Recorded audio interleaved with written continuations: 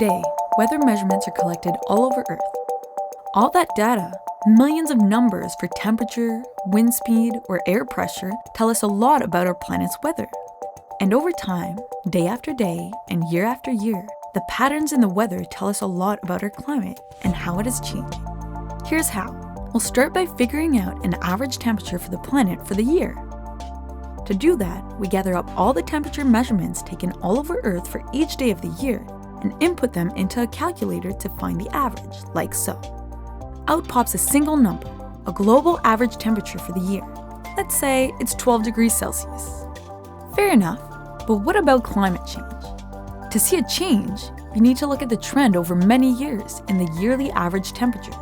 If we put a dot for the average temperature for each year, like so, we can draw a line through the dots to see a temperature trend. You can see that over the last 140 years, the average global temperature has been rising. If we continue this trend into the future, we can predict that the temperature could rise nearly 2 degrees in the next 50 years. So this graph tells us that the temperature of the entire planet is rising.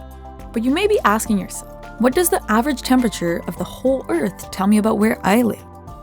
Averaging all the temperature data for the whole Earth to get one global average won't tell us much about different locations. So let's look at the data in another way.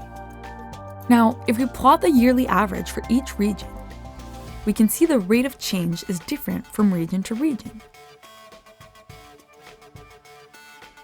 Greatest at the North Pole and less at the equator.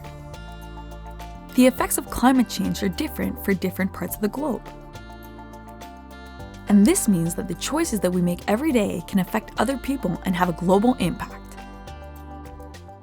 And that is something to think about.